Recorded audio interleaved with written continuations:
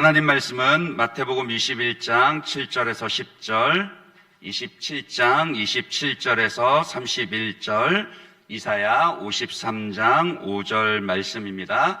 마태복음 본문은 제가 봉독해 드리고 이사야 본문은 다 함께 합독하도록 하겠습니다. 마태복음 21장 7절에서 10절 하나님 말씀을 들으십시오. 나귀와 나귀 새끼를 끌고 와서 자기들의 겉옷을 그 위에 얹음에 예수께서 그 위에 타시니 무리의 대다수는 그들의 겉옷을 길에 펴고 다른 이들은 나뭇가지를 베어 길에 펴고 앞에서 가고 뒤에서 따르는 무리가 소리 높여 이르되 호산나 다윗의 자손이여 찬송하리로다. 주의 이름으로 오시는 이여 가장 높은 곳에서 호산나 하더라. 예수께서 예루살렘에 들어가시니 온 성이 소동하여 이르되 이는 누구냐 하거늘 무리가 이르되 갈릴리 나사렛에서 나온 선지자 예수라 하니라. 아멘. 27장 27절에서 31절까지 말씀입니다. 이에 총독의 군병들이 예수를 데리고 관정 안으로 들어가서 온 군대를 그에게로 모으고 그의 옷을 벗기고 홍포를 입히며 가시관을 엮어 그 머리에 씌우고 갈대를 그 오른손에 들리고 그 앞에서 무릎을 꿇고 희롱하여 이르되 유대인의 왕이여 평안할지어다 하며 그에게 침 뱉고 갈대를 빼앗아 그의 머리를 치더라. 희롱을 다한 후 홍포를 벗기고 도로 그의 옷을 입혀 십자가에 못 박으려고 끌고 나가니라. 아멘. 이사야 53장 5절 말씀 합독하겠습니다. 그가 찔림은 우리의 허물 때문이요 그가 상함은 우리의 죄악 때문이라. 그가 징계를 받음으로 우리는 평화를 누리고 그가 채찍에 맞음으로 우리는 나음을 받았도다. 아멘. 잘 아시죠? 예, 우리 캄보디아 프놈펜 온누리교회를 담임하고 계시는 우리 원종명 선교사님 나오셔서 당함으로 생명으로라는 하나님의 말씀 증거해 주실 때 큰 은혜의 시간 되시길 바랍니다.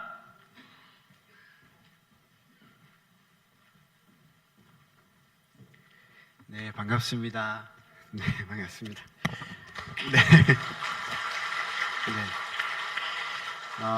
네, 환대해 주셔서 감사하고요.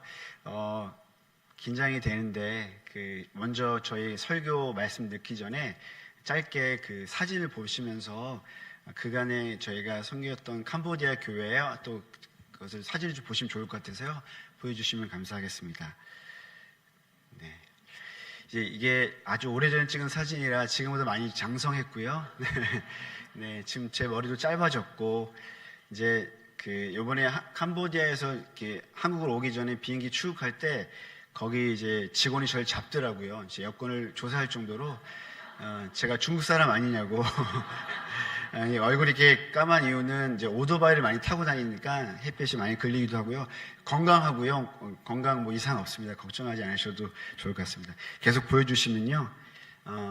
인사를 이렇게 합니다. 이렇게 가운데 모아가지고 좀립소라고 하는데 좀립소 이렇게 보통 인사하고 안녕하세요라는 뜻이고요. 네, 이렇게 그냥 한번 보여주고 싶었습니다. 다음 넘겨주시면 한국에서 저희가 보낸 시간이 넘기시면 YM 예술단에서 여러분 아는 것처럼 활동을 많이 했었는데요. 그다음 보여주시면 제가 이제 대전에서 사역을 시작했습니다. 학교 졸업하자마자. 그리고 여러분 잘 아시는 것처럼 이제 이 예일교회 선교했을 때가 제가 서울에서 YM 사역했을 때 아마 기억으로 2011년부터 이 교회를 제가 섬겼던 것으로 알고 있는데 이렇게 있습니다. 그리고 마지막으로 울산에서 YM 사역을 했고요. 네, 넘겨주셔도 됩니다. 네, 넘겨주시고 23년도 8월 25일 날 출국을 해서 캄보디아에서 계속 넘겨주시면 제 민낯이 나오는데요. 비가 많이 오는 기간이 6월부터 11월까지가 우기고 12월부터 한 5월까지가 건기입니다.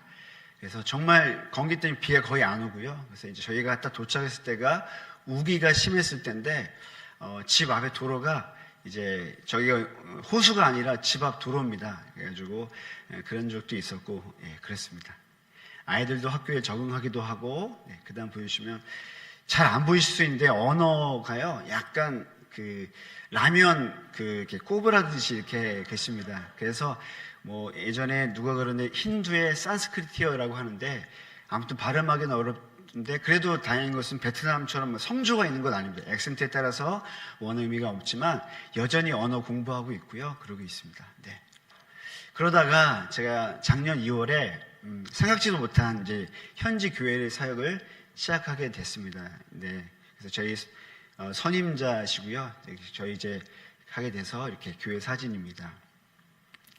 예배는 이렇게 여러분 이 교회처럼 이런 공간은 아니고 어떤 주택 같은 데를 두 군데를 가운데 터가지고 1층에서 예배를 드리고 있는데 식당 의자라고 하죠. 이렇게 앉아서 예배 드리고 있고요. 교회는 이렇게 예배 드리고 원래 이게 중고등부 예배도 있었고 지금 주일학교 예배가 있는데 현재는 이렇게 모이진 않거든요. 그 이유는 좀 이따 한번 말씀드리겠습니다. 네, 같이 식사도 하고요. 이렇게 모이고 있습니다. 그리고 제가 캄보디아에서 잊었던 축구를 좀 많이 하게 돼가지고 교회에서 저희 선교사님께서 축구 사역을 좀 많이 하셔가지고 아이들이 이제 예수님을 믿을 수 있는 기회도 얻기도 하지만 사실 축구라는 매개체가 한국처럼 뭔가 놀거리가 없어요. 축구를 한다는 거는 아이들의 탈선을 막고 아이들의 방황을 막기 때문에 아이들이 좀 복음의 씨앗을 맺을 수 있는 그런 좋은 기회가 되죠. 네, 그렇습니다. 최근에 이제 교회 아이들에게 뭔가 교육의 혜택, 특별히 가난한 아이들에게 학원을 갈 수 없는 아이들에게 컴퓨터와 영어를 이제 교육하게 됐는데요. 적은 수지만 이렇게 시작을 해서 교회 안에서 주일날 진행하고 있습니다. 네, 그리고 제 평생에 처음으로 세례라는 걸 제가 진행하게 됐는데 해프닝이 있었는데요. 제가 이제 캄보디아는 이제 여기 교회에서 약식으로 세례를 주기보다 좀 더 깊은 의미가 필요하기 때문에 정말 죽었다가 살아나는 경험하기 위해서 침례를 하는 거죠. 근데 저도 침례를 처음 하다 보니까 잘 모르는 거예요. 그래서 하다가 실수도 하고 그래서 이제 세 분의 성도님이 세례를 받았습니다. 여기까지는 이제 보통의 이제 교회 보고인데요. 이제 이런 좋은 일도 있었지만 제가 교회를 섬기면서 저는 이제 선교단체로 파송 받았기 때문에 조금 더 뭐 구제라든지 좀 더 어려운 지역에 가면 좋겠다는 마음이 있다가 뜻하지 않게 교회를 섬겼는데 작년 7월에 한 사건이 있었습니다. 교회에 저희 교회 오던 주일학교 아이들이 많이 왔거든요. 한 기간에서 NGO 기간에서. 근데 그 기간에 있던 한 아이가 좀 아픈 거예요. 사진 보여주시면 네, 저 그림이 이제 있죠. 이제 저렇게 멋있는 아이였는데 이름은 쏘콩이라고 하는데요. 저 아이가 NGO 출신인데 NGO에 살다가 장성에서 이제 돈을 벌고 싶어서 NGO 밖에 나간 거죠. 근데 이 교회를 저희 와서 봉사자였고 너무 아파가지고 작년 7월에 병원을 가게 됩니다. 근데 이 친구가 폐렴이라고 해가지고 그런가 보다라고 생각했는데 알고 보니까 이 친구가 갖고 있는 질병이 HIV라고 해서 HIV라는 질병은 뭐냐면 에이즈가 되기 전에 근데 이제 여러분 생각하시는 그런 원인에서 에이즈가 된 게 아니라 주사 바늘을 잘못 혈액 감염 때문에 유전에 의해서 그런 안타까운 일들이 일어난 거죠. 근데 알고 보니까 그 NGO에서 온 수많은 아이들 한 30명 40명 됐거든요. 그 모든 아이들이 HIV 보균자였던 거예요. 그래서 작년 7월에 제가 교회를 맡은 지 5개월 되지 않았을 때 너무 당황했고 이제 7월이면 한 10일 이후면 한국에서 전도행 팀이 오기로 했었는데 되게 난감한 겁니다. 그렇죠. 그래서 저 아이가 이렇게 마르고 아프다가 다음 사진 보시면 다음 사진 보여주시면 올 1월에 그 다음 사진 보시면 하늘나라로 가게 됩니다. 제가 저 아이의 운구를 제가 안았어요. 왜냐면 그 아이가 아프고 7월에 아프면서 이제 그 아이를 알게 되고 그리고 이 캄보디아의 실상을 알게 되는 거죠. 제가 교회 안에만 있다가 언어만 공부하고 있다가 항상 저를 반갑게 인사해주는 사람들만 기억했는데 어두운 면이 있더라고요. 근데 그거를 제가 이제 알아가게 되는 상황이었습니다. 그래서 처음으로 그 세례를 주기도 했지만 사실은 이렇게 장례 예배도 처음도 해보게 되고 그리고 시선을 좀 안기도 하고 이런 일들을 좀 하면서 여러 가지 고민하는 시간을 갖게 됐습니다. 그 다음 사진 보여주시면요. 제 좋은 사진을 보여줘야 되는데 자꾸 여러분에게 부담 주는 사진 같은데 제가 이제 교회 안에만 섬기다가 이런 아픈 사람들 또 교회 오시는 교회 올 때는 다 목적이 있이 오시잖아요. 뭔가 요구하기도 하고 또 외국인 선교사는 그래도 오래된 선교사님보다도 아직 마음이 좀 파릇파릇해요. 그래서 잘 당하기도 하고 도와달라고 하면 그걸 거절하지 못하는 사람이다 보니까 저희 교회에 이제 과부라든지 그리고 이렇게 아픈 사람이라든지 이런 사람들 도움을 많이 요청하게 되죠. 그래서 처음에는 저도 어떤 일을 해야 할까, 캄보디아에서 어떤 사역을 해야 될까 제가 계획한 건 아니지만 하나님의 인도하심이 자꾸 교회 안과 교회 밖을 허무시면서 그런 가난한 사람들 그리고 교회 안으로 돌아오지 못하는 그런 사람들을 보게 하시는 시간을 갖게 되는 것 같습니다. 네, 이제 꺼주셔도 될 것 같습니다. 네, 저건 좀 이따 한번 설명드리겠습니다. 같이 분위기가 무거워졌죠. 네, 오늘 우리가 읽었던 말씀에서도 첫 번째 본문 우리 목사님께서 읽어주셨던 마태복음 21장 7절로 10절까지의 말씀에서도 예수님께서 어디론가 이제 들어가시는 장면이 등장합니다. 그곳은 예루살렘 성 안에 있었죠. 그 안으로 들어갈 때 거기 상황을 묘사하는 구절이 있는데 특별히 제가 하나하나 설명할 수 없지만 되게 분위기가 좋았어요. 특별히 먼저 보니까 예수님을 따르고 있던 무리의 대사 사람들이 예루살렘 성 안으로 들어가시는 예수님의 길에 자신들의 입고 있던 겉옷과 또 나뭇가지를 잘라서 그 길에 펴놓았습니다. 그리고 손에 종려가를 흔들면서 예수님을 향해서 호산나 이렇게 외쳤죠. 여러분, 호산나라는 뜻이 무엇인지 아시죠? 지금 우리를 구원하소서. 그러니까 예수님을 그 무리들, 성 밖에서부터 예수님 따라다녔던 수많은 무리들은 예수님을 어떻게 느꼈냐면 자신들을 구원할 왕, 곧 메시아, 그리고 그리스도라고 여겼던 것이죠. 근데 그분이 이제 이스라엘 중심이라 할 수 있는 예루살렘에 들어가니까 너무나 환호에 젖었던 것입니다. 그래서 이 구절을 보니까요, 예수님께서 예루살렘 성 안에 들어가셨을 때 성경이 뭐라고 표현하고 있냐면 온 성이 소동하였다라고 표현하고 있습니다. 소동하였다라고 할 때 우리 한글 성경에서 나와 있지만 원어의 의미는 뭐냐면 흥분해서 동요된 상태를 의미합니다. 그러니까 이 원어의 의미를 살려서 지금 이 분위기를 설명하면요, 성 밖에서 예수님을 줄곧 쫓아다니던 무리들은 종려나무 가지를 흔들며 예수님을 환호했고 또 성 안에 있던 사람들은 그 소문으로만 들었던 예수님이 자신의 눈앞에 직접 나타난 것으로 인해서 그분이 누구이신지 궁금해하기도 했지만 동시에 아마 기대감이 있었던 것으로 보여집니다. 어찌되었던 간에 분명한 건 성 밖에서부터 따라다녔던 무리들이나 그리고 성 안에서 그 있었던 사람들이나 모두 예수님께 무엇인가 바라던 바가 있었다는 것이죠. 네, 근데 여러분, 여기서 이제 우리가 궁금하게 한번 질문해 볼 필요가 있는데, 그렇다면 예수님은 왜 예루살렘 성 안으로 들어가셨던 것일까요? 왜 예수님께서는 굳이 그 성 안에 들어가셔서 그런 시간을 보내셨을까? 우리가 질문하지 않을 수 없습니다. 사실 우리가 읽었던 이 구절은 아마 종료주일로 지켰을 때 잊게 들었던 예수님의 마지막 그 시간을 앞두고서 입성하신 왕으로 오신 예수님을 설명할 때 항상 이 구절을 의미하는데요. 사람들이 많이 살고 있던 예루살렘에서 예수님께서는 더 많은 사람들, 더 많은 쉽게 말하면 신도들을 자신의 제자들로 삼기 위해서 성 안으로 들어가셨던 것일까? 아니면 유대사의 중심에서 예수님의 그 존재감을 더 드러내 보이기 위해서, 영향력을 보이기 위해서 이제 변방에 계시다가 예루살렘 그 중심으로 들어가셨던 것일까? 우리는 그 두 가지가 아니라는 걸 잘 알 수 있습니다. 예수님은 무엇인가를 얻기 위해 혹은 무엇인가를 보상받거나 인기를 받기 위해 성 안으로 입성하셨던 것이 아니었습니다. 오히려 그 반대였죠. 예수님은 철저히 당하시기 위해 성 안으로 들어가셨던 것입니다. 사람들에게 거절당하시고 침뱉음을 당하시고 채찍질 당하시고 결국 십자가에서 죽임을 당하러 예루살렘 성 안으로 들어가셨던 것입니다. 우리가 읽었던 두 번째 본문 한번 27장, 마태복음 27장 27절로 31절까지 한번 펴보시면서 말씀을 이어가면 좋겠는데요.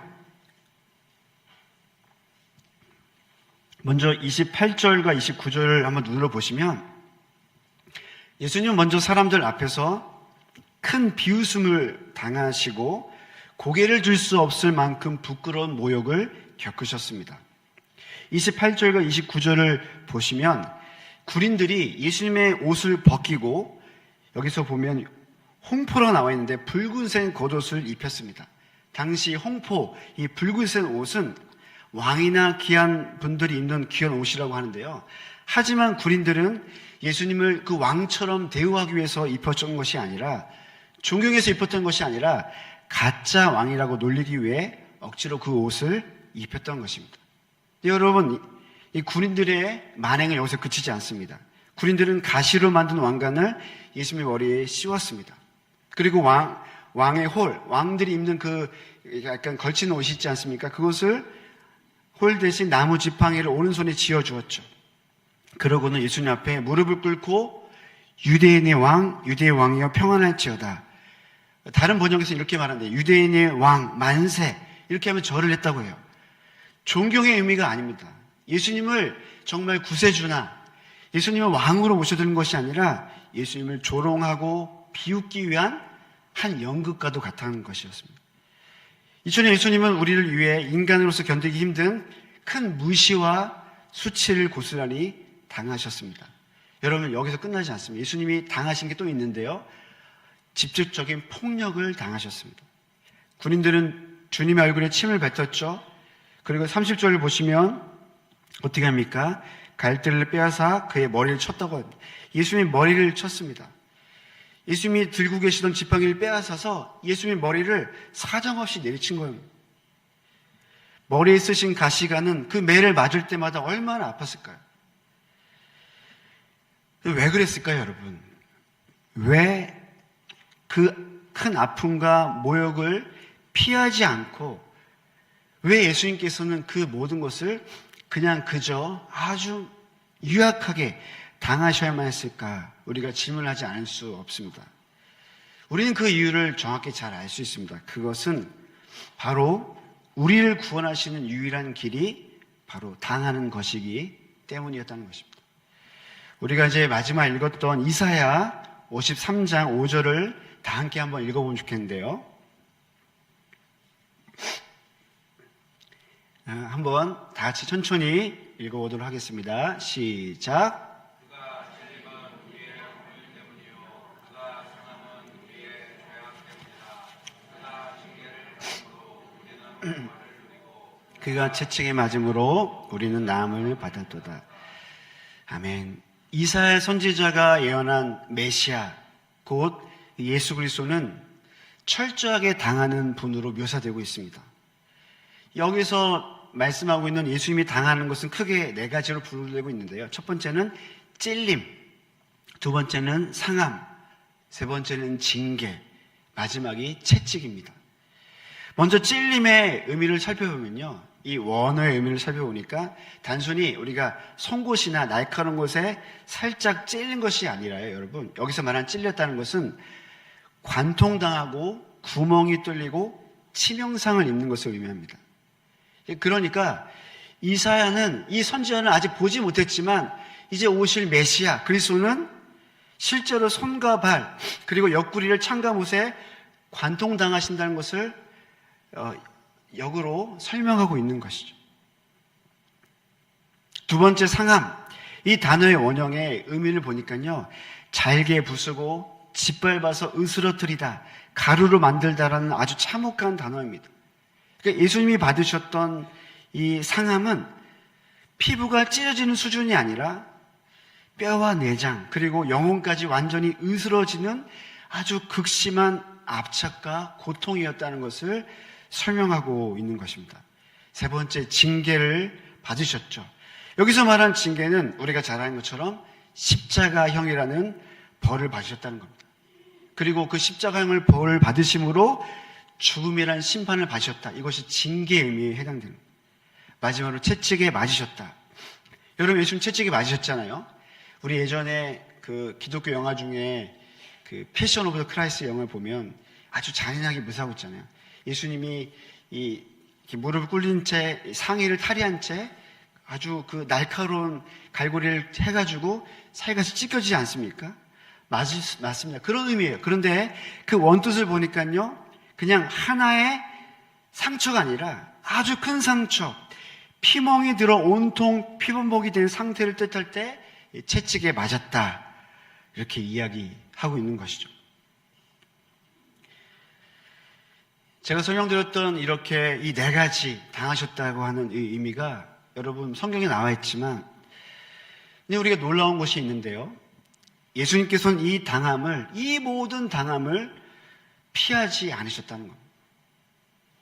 어쩌면 피할 수 없는지 모르겠지만 피하지 않으셨고 그대로 받으셨다고 성경은 이야기하고 있습니다. 그리고 여러분 잘 아시는 것처럼 이 십자가 고난의 길을 걸어가기 전에 겟세마네 동산에서 예수님 마지막 기도를 하나님 아버지께 하지 않습니까? 뭐라고 기도하십니까? 주님, 아버지 뜻이 만일 아버지 뜻이거든, 그리고 이 잔을 내게서 떠나지 않게 해달라고 기도하지 않습니다. 처음에는 주님 이 고난들을 피하게 해달라고 기도하다가 나중에 하나님, 이것이 하나님의 뜻이거든 아버지 뜻대로 되기를 원합니다라고 기도하시면서 그 모든 당함을 받아내셨던 것입니다. 제가 똑같은 이야기를 계속 드리고 있는데요, 그럼 왜 예수님은 그토록 비참하게 당하셔야만 했을까요? 왜냐하면 이사야 53장 5절에 있는 말씀처럼 이 당함으로 말미암아 우리에게 평화와 나음을 주기 위해서였습니다. 예수님의 당하심을 통해 하나님과 원수되었던 우리 관계와 하나님 관계 사이에 완전한 회복인 평화가 임했던 것입니다. 성경은 그것을 샬롬이라고 말해요. 샬롬. 우리 가끔 이렇게 서로 인사하자고 해서 막 샬롬 인사하지 않습니까? 근데 그 샬롬은 누군가가 대가를 지불할 인사라는 겁니다. 당함으로 말미암아 얻어진 그 축복. 또한 죄로 인해 깨어지고 일그러진 죄악된 존재에서 하나님의 형상으로 치유받아 우리가 온전하게 복원되었는데요, 성경은 저와 여러분에게 임한 평화와 그 나음의 이유를 예수님의 당하심에 있다라고 말씀하고 있습니다. 이제 한번 저와 우리의 삶을 잠시 생각해 보면 좋겠습니다. 왜냐하면 꼭 이 정도까지는 아니어도, 지금 분위기가 굉장히 심각해지고 있는데 이 정도까지 아니어도 지금 저와 여러분의 삶에도 사실은 크고 작은 일들로 인해서 당하고 있는 일들이 분명히 있을 겁니다. 그거를 가볍게 여길 수는 없을 거예요. 누구에게도 말 못할 또 몸과 마음의 질병을 당하고 계신 분이 있을 수 있고요. 그래서 막 힘들어하신 분이 있을 겁니다. 어떤 사람들은 열심히 피땀 흘려 일해도 채워지지 않는 그 가난의 고통을 당하고 계신 분도 있을 거고요. 또 혹은 어떤 분들은 알 수 없는 이유로 고난과 같은 일들을 당하면서 마음의 소갈이를 하고 있는 분들도 계실 겁니다. 근데 그럴 때마다 세상에 바라보는 그 당함들은 어떻게 보냐면 그냥 재수가 없는 일 혹은 불행한 일이라고 여기기도 하죠. 그런데 오늘 이 말씀은, 성경 말씀은 우리에게 이 당함에 대해서 반대로 말씀하고 있습니다. 당함으로 생명이 주어졌다. 당함으로 평화가 주어졌고 온 인류의 나음이 회복이 주어졌다고 말씀하고 있는 것입니다. 그러니까 예수님은 영광만 받으시는 왕으로서 오신 것이 아니라, 섬김을 받으러 오신 분이 아니라 오히려 섬김이 필요한, 정말 스스로 가난과 고통과 그 모든 것을 헤어날 수 없는 그 사람들을 구출하기 위해서, 구원하기 위해서 오신 그 왕이셨던 겁니다. 그 앞에 어떤 왕입니까? 당함의 왕이시라는 거죠. 우리 또한 당하는 그 자리가 역설적으로 하나님의 생명이 시작되는 자리가 된다는 것을 희미하지만 여러분 취하시고 믿으시기를 부탁드립니다. 여러분이 겪는 그 작고 큰 고통 가운데 보이지 않으시지만 분명히 하나님께서는 함께 그 당함을 함께하고 계시고, 그리고 그 다음의 시간을 통하여서 비로소 우리가 예수님을 만나게 될 뿐만 아니라 예수님이 나를 위해서 어떤 당함을 당하셨는지를 경험하는 그런 시간이 되시기를 간절히 원합니다. 제가 이제 캄보디아 간지 이제 약 2년 9개월이 됐는데요. 이제 언어가 잘 안 되다 보니까, 물론 이제 생활 언어는 되지만, 하나님께서 은혜 주셔서 이 피부색이라도 이렇게 검게 하신 것 같아요. 그래서 진짜 실제로 이제 오토바이 타고 지나다가도 보면 사람들이 저한테 캄보디 말을 물어보는데 적절히 당할 때가 많습니다. 그래서 이제 그럴 때가 있는데, 제가 서두에 말씀드렸던 것처럼 저는 캄보디아에서 참 많은 사랑도 받고, 그리고 캄보디아 사람들이 순수하거든요. 캄보디아 기독교 역사가 천주교는 좀 다르지만 기독교가 한 102년 됐습니다. 그런데 여전히 이제 불교는 한 95%가 되고, 그리고 이슬람교는 한 2%에 3%가 되고요. 기독교 인구는 1%가 안 되면 한 0.5% 정도가 됩니다. 근데 그 나라 안에 사실은 오래전에 큰 아픔이 있었습니다. 1975년부터 79년 정도, 한 1월까지 킬링필드라 불리는 인구의 4분의 1 이상 되는 인구가 학살당하는 일들이 있었습니다. 한 지도자의 농민들을 중심으로 어떤 유토피아를 건설하기 위한 목적으로 푸놈펜의 인구의 4분의 1이 다 죽었어요. 근데 어떤 사람이 죽었냐면요. 혹시 이 자리에 안경 쓰신 분 계신가요? 네. 우리 안경 쓰신 분들은 다 죽었어요. 자, 얼굴 하얗신 분 있으면 한번 옆에 한번 보실까? 얼굴 하얗신 분 계십니까? 네, 제가 볼 때 여기 다 하셔가지고 다 하늘나라 갔을 것 같아요. 그러니까 사람들을 학살하는 기준이 뭐냐면 노동자가 아니면 다 죽인 거예요. 농민들이 아니면. 손을 만져서 굳은 살이 없으면 죽이고, 그리고 안경을 쓴 사람도 죽이고, 지식인을 생각한 거죠. 그리고 공무원도 죽이고, 경찰, 간호사, 선생님, 심지어 승려, 종교들까지 다 죽였습니다. 근데 그냥 죽인 게 아니라 3대까지 죽였죠. 그러니까 이러다 보니까 나라의 근간이 흔들린 거죠. 근데 근간만 흔들린 게 뿐만 아니라 제가 앞서 말씀드렸던 것처럼 왜 복음화가 되지 않을까 뭐 연구했겠지만 가장 큰 것은 이 강한 힘 있는 사람이 그 당시에 그 킬링필드라고 하는 그 당시 사건에 이 지배자가 피지배자를 다스리다 보니까 복종은 잘하는데 말을 잘 듣는 것 같은데 인격적이신 하나님을 만나기가 어렵다라는 것이죠. 그래서 교회도 잘 나오고 분명히 예수님 잘 믿는 것 같은데 어느 순간이 되면 가난이나 또 질병이나 자기의 가족에 문제가 있을 때 어쩔 수 없이 다른 주인으로 돌아서는 일들이 일어난다는 것입니다. 근데 저는 처음에 캄보디아 사람들이 너무 사랑스럽고 항상 만나면 이렇게 좀일수 인사해주고 정말 어느 정도냐면요, 이렇게 뭔가 친절을 베풀어도 대가를 바라지 않거든요. 너무 좋았어요. 지금도 좋은데요. 그러면서 이제 시간이 흐르면서 저도 동일하게 당하는 일들이 있게 됩니다. 뭐 정성을 다해 도와주었지만 결국 그만큼의 어떤 아픔을 느끼는 일들이 많았죠. 아까 이제 사진을 봤던 이제 마지막 사진 기억나는지 모르겠지만 그 가난 아이가 이렇게 막 멍들었잖아요. 이제 HIV에 있었던 어떻게 보면 한 자매가 뜻하지 않게 이제 다른 이제 형제와 이제 어떻게 보면 이제 그 자매가 임신하게 돼가지고 아이를 혼자 키우게 된 거예요. 미혼모가 된 거죠. 근데 이 남편이 책임을 안 지는 거예요. 그래서 이제 저 먼 시골에 가서 살고 있는데 이제 저한테 이제 메시지가 오는 거예요. 왜냐면 저희 교회 잠깐 나왔었으니까. 근데 이때 순수한 마음으로 메시지가 오니까 저도 답장을 하는 거죠. 그래서 제가 이제 답장을 하다가 호의로 한 건데 이제 이 자매가 제가 답변을 하니까 자기의 구구절절한 상황을 얘기한 거예요. 한 번, 두 번은 도와줄 수 있는데 이제 문제는 그것이 반복적일 때 저에게도 요즘 아이들이 말하는 멘붕이 오는 겁니다. 돈이 없어서가 아니라 이렇게 해도 되는 걸까? 근데 그런 일들이 생각보다 좀 많았었어요. 근데 그게 뭐 수십 명도 아니고 여러분 한 10명도 안 됩니다. 한 5명 이내인데 그게 그렇게 저의 영혼 가운데 질문도 주게 되고 그리고 선교사로서 이렇게 돈을 보내고 물건을 사주고 이렇게 하는 것이 과연 맞는 것일까? 이런 질문이 들 때가 많이 있었습니다. 최근에도 그랬었어요. 그런데요, 그런 모든 당함을 통해 제가 배운 것이 하나가 있었는데 그것은 바로 당함을 기꺼이 받아들일 줄 아는 그 믿음이었습니다. 저에게는 선택의 문제였지만 그분들에게는 실존의 문제거든요. 그분들이 저에게 도와달라고 했을 때 제가 만약에 나한테 사기친다, 나를 속인다고 생각하면 저는 도울 수가 없잖아요. 그렇게 해서는 도움이 안 됩니다. 그렇게 하면 시험에 들기 마련이죠.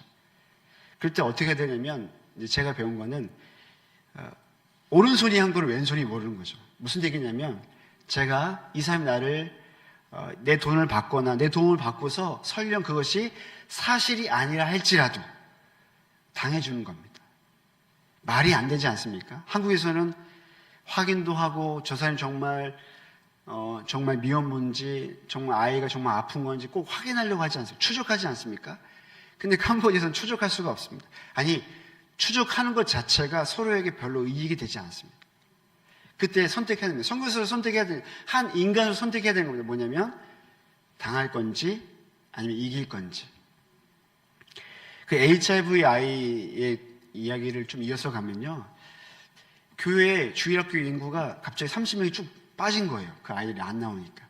왜냐하면 제가 제 입으로 이제 HIV를 확인하니까 저희 교회 선생님들과 기존에 있는 한 20명, 25명 사람들한테 이걸 알려야 되는 겁니다. 알리지 않을 수 없잖아요. 그렇죠?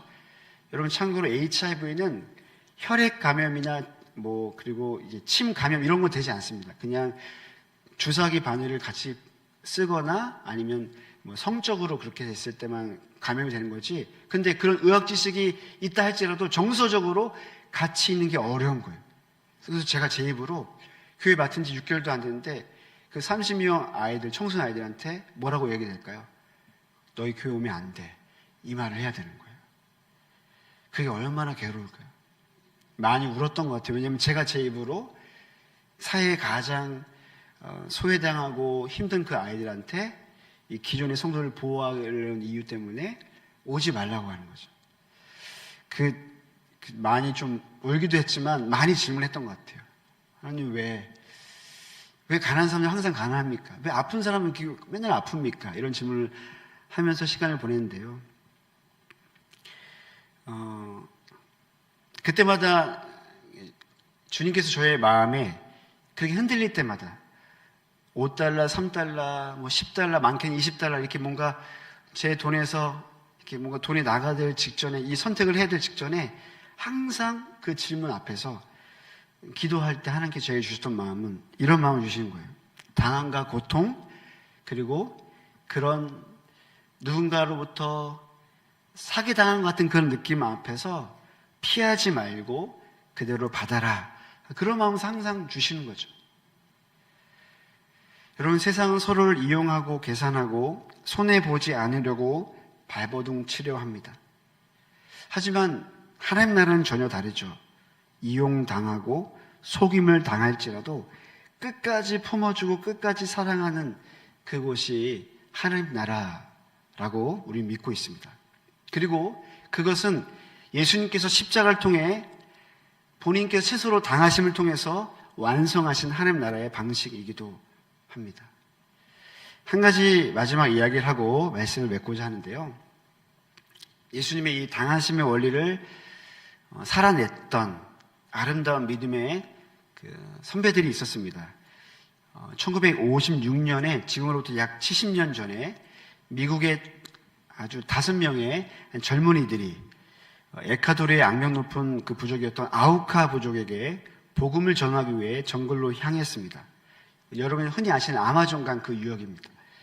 근데 그들은 정글로 들어가서 아우카 부족을 만나러 가기 전에 5명 중에 여러분 잘 아시는 짐 엘리엇이라는 선교사님이 계신데요.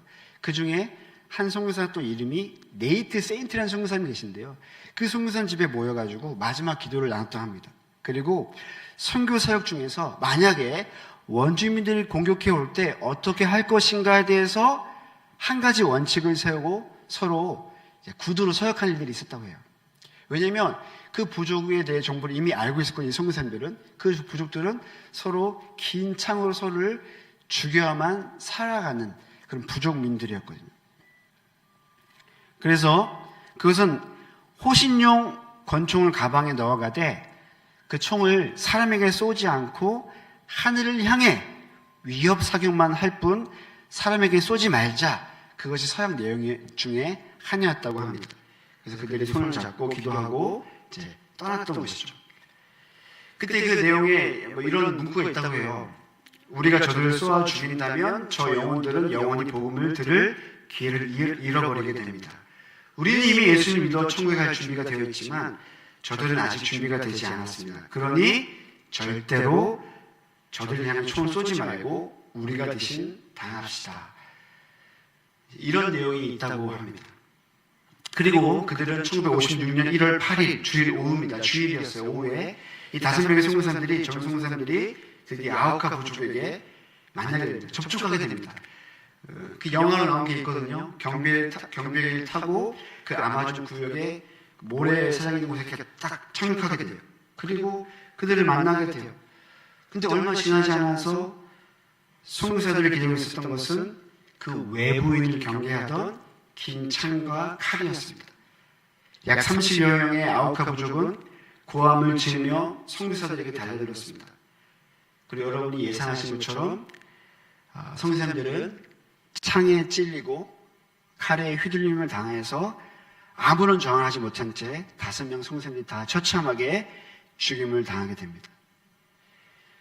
그들이 순교한 후에 세상 사람들은 큰 충격에 빠졌습니다. 당시 미국의 유명한 언론지였던 타임지에서 이 매체를 이제 보도하면서 이런 제목 기사를 썼대요. 이 얼마나 가치 없는 비극이며 허무한 낭비인가. 미국의 가장 총망받는 최고 엘리트들, 미국 교계를 이끌어가도 충분히 손색이 없을 만한 그 5명의 젊은이들이 꽃을 피우지 못한 채 그 미개한 부족의 창에 찔려 허무하게 목숨을 잃었다라는 비난과 조롱이었죠. 세상 사람들은 그것을 낭비라고 생각했고 그리고 이것을 이해할 수 없는 일이라고 생각했습니다. 더군다나 선교사님들의 시체는 강가에 버려졌는데요. 나중에 그 미국에서 그 탐사를 왔겠죠. 배낭을 열어보니까 그들이 서약한 대로 그 배낭 안에는 성능이 좋은 권총들이 있었다는 겁니다.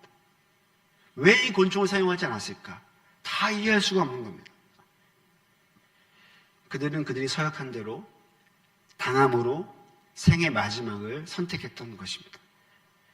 여러분 우리가 아는 것처럼 그러나 그들은 그 선교사님들은 힘이 없어서 죽은 것이 아닙니다. 무기력해서 당한 것도 아닙니다. 예수님처럼 자신들이 무엇을 하는지 전혀 모르는 저 영혼들에게 진짜 생명을 주기 위해, 아니 그 생명을 주기 위해 복음을 전해도 이들이 예수님을 믿는지 안 믿는지 그 확률도 없을 수 있잖아요. 그런데 그것을 주기 위해 스스로 쏠 수 있는 권총을 내려놓고 기꺼이 창에 찔림을 당하는 쪽으로 선택했다는 것입니다. 근데 여러분, 이 이야기가 이렇게 비참하게 끝나지 않습니다. 2년 뒤, 정확히 2년 9개월 뒤 1958년 10월 어느 날 순교한 선교사의 아내와 그 친누나, 그리고 어린 딸, 그리고 그 부족민이었던 한 자매가 다시 그 마을로 들어가게 됩니다. 그 마을 속에 들어갔던 인물은 짐 엘리엇 선교사의 아내 엘리사벳 엘리엇과 또 그녀의 3살 된 딸 발레리라고 하는 아이였고, 그리고 네이트 세인트 선교사의 누나였던 라엘 세인트 선교사, 이렇게 3명과 마지막으로 그 부족 출신이었던 다유마라고 하는 자매가 들어갔습니다. 선교사들의 나라에서 군대를 이끌고 보복하러 올 줄 알았는데 그렇지 않고 여자들과 그리고 갓난아이가 온 걸 보고서 그 부족민들 놀라게 됐죠. 그리고 이후에 그 당시 풍토병이 걸린 그 아이들을 정성껏 치료하는 모습을 보면서 조금씩 경계심이 풀리기 시작했습니다. 이후에 이 부족민들이 그 선교사에게 이렇게 질문합니다. 당신들은 왜 우리를 찾아왔습니까? 당신들은 왜 우리를 다시 찾아왔습니까? 그 부족민들도 알고 있었던 겁니다. 이 질문에 엘리사벳 선교사가 이렇게 대답합니다. 우리는 당신들에게 하나님의 아들에 대해 말해주러 왔습니다. 그분은 사람들에게 죽임을 당하셨지만 복수하지 않으셨습니다. 여러분, 이게 실제 이야기입니다. 죽은 선교사의 아내와 그 누나와 딸이 그 마을로 들어갔어요. 자신의 남편을 죽였던 그 남편의 당함을 복수하러 간 것이 아니라 그 당함을 다시 사랑으로 갚아주기 위해서. 어쩌면 그 낯선 외국인들을 죽여서 죄책감이 있는지 없는지 모르는 그 사람들에게 오래전에, 동일하게 성경에서도 오래전에 온 인류를 위해서 당하셨던 분이 계시는데 그분이 바로 예수님이다. 이 사실을 전하기 위해서 들어갔다는 것입니다. 사랑하는 성도 여러분, 예수님이 당하셔서 저 여러분도 생명을 얻은 줄 믿습니다.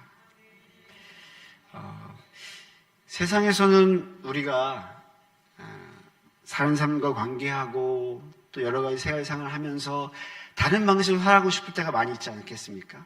제가 캄보디아에 있으니까 한국에서 느끼지 못했던 여러 가지 감정과 경험을 할 때가 있는데요. 가장 큰 건 뭐냐면 한국에서는 제가 밖에 나가도 믿는 사람들을 만나거나 그럴 수밖에 없겠죠. 또 제가 사역하는 대상 모든 사람들이 다 뭐 훈련 대상자니까, 그렇죠? 적어도 복음을 알고 있는 사람들인데 캄보디아에서는 반대로 인구의 거의 뭐 90% 이상이 예수님 모르니까요, 그렇죠? 근데 그 사람들에게 예수님을 어떻게 전하겠습니까? 물론 저도 언어 열심히 공부하는데요. 제가 캄보디아 말 설교하게 되면 듣는 사람이 아마 되게 긴장한다고 하더라고요. 저게 무슨 내용인가? 제가 할 수 있는 복음의 전달 방식은 당하는 겁니다. 어쩌면 아이들이 쓴 용어처럼 말하면 호구처럼 보일 수도 있고 바보처럼 보일 수도 있지만 또 억울하게 오해를 받고 우리의 자존심이 꺾인다 할지라도 우리의 당함을 통하여서 예수님의 당하심이 또 전달되고 생명이 전달될 것을 믿습니다. 사랑하는 예일교회 성도 여러분, 또 예일교회 우리 모든 분들, 여러분은 어떤 일을 당하고 계십니까? 저는 잘 모르지만 분명히 여러분이 큰 일일 겁니다. 아픔일 겁니다. 하지만 그 당함이 끝이 아님을 믿으시면 좋겠습니다. 여러분이 인생에 만약에 육체의 당함을 겪고 있으면 어떤 일을 겪는지 아십니까? 정말 몸이 아픈 사람을 이해하게 됩니다. 또 알 수 없는 마음의 우울한 그 감정 가운데 그 쉽게 말하는 우울증 혹은 그 우울증 왜 원인을 찾을 수가 없습니다. 그렇죠? 왜 우울하냐고 물으시면 안 돼요. 우울하니까 우울한 겁니다.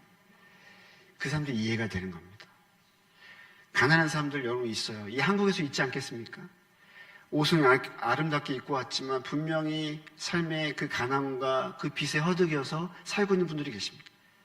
근데 그때 그것을 공감하려면 공감하기 위해서 빚을 질 필요는 없겠지만 여러분 삶에 크고 작은 빚을 지게 되면 빚을 진다는 것이 어떤 느낌인지 알 수 있거든요. 아무쪼록 여러분 삶의 하루하루가 예수님의 당하심을 기억하면서 그냥 여러분 당한 그 자리에 머물지 마시고 생명을 주신 주님께 나아가는 귀한 기회가 되시기를 주님으로 부탁드립니다. 우리 함께 좀 기도하면 좋겠는데요. 한 가지만 기도하면 좋겠습니다.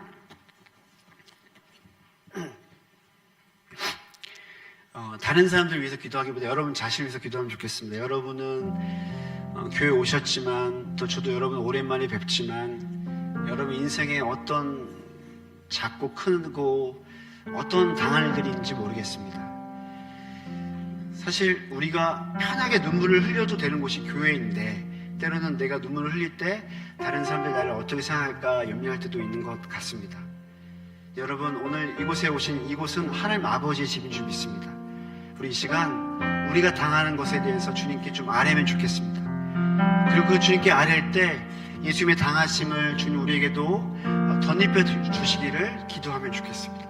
다 함께 기도하도록 하겠습니다. 기도하시겠습니다. 하나님 아버지, 그렇습니다. 주님